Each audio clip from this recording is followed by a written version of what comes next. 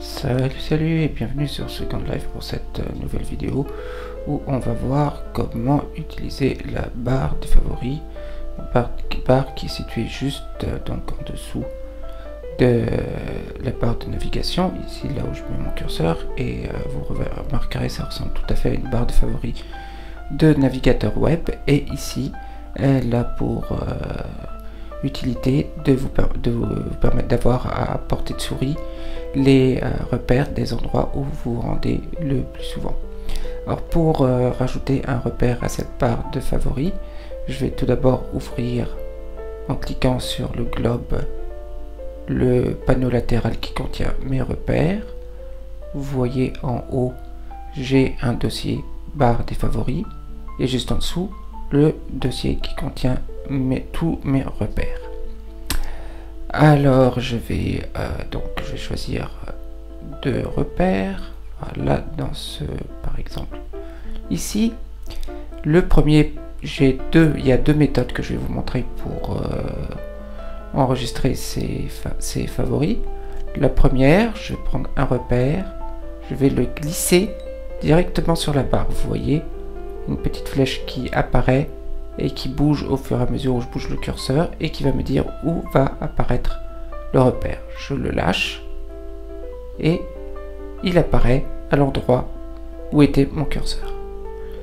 Deuxième solution, je prends un repère et je le glisse dans le dossier de la barre des favoris. Et avec le curseur, je détermine où je veux le voir apparaître, par exemple ici, juste en dessous de Locopocos. Je lâche, vous voyez, il apparaît en dessous. Je retourne sur la barre des favoris et je vois il est juste après Locopocos. Si je veux déplacer, changer d'emplacement un repère, je clique dessus et je le fais glisser sur la barre jusqu'à l'endroit qui me convient. Et là, je lâche. Si je retourne dans le dossier de barre des favoris, vous voyez, il a également bougé. Si je prends un repère dans le dossier de barre des favoris, que je le déplace, de la même façon, il va changer de place. Vous voyez, on va y retourner. Il va changer de place dans la barre des favoris. Si je clique droit sur un repère, je retrouve le menu qui contient toutes les options qui concernent les repères et surtout l'option de renommage qui est intéressante ici parce que je vais pouvoir éventuellement, si le nom est trop long, le raccourcir, par exemple ici, voilà, et gagner de la place dans ma barre de favoris pour pouvoir mettre plus de repères. Alors il n'y a aucune inquiétude à raccourcir ou à modifier ou le nom d'un repère de la barre des favoris puisqu'il s'agit d'une copie du repère original.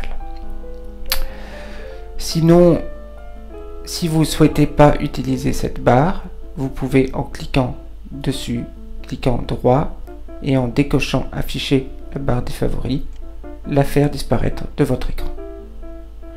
Voilà quelques indications qui vous permettront d'utiliser cette barre que je trouve moi personnellement bien utile. Et il ne me reste plus qu'à vous souhaiter une bonne seconde vie et à vous dire à bientôt pour un nouveau tuto. Salut!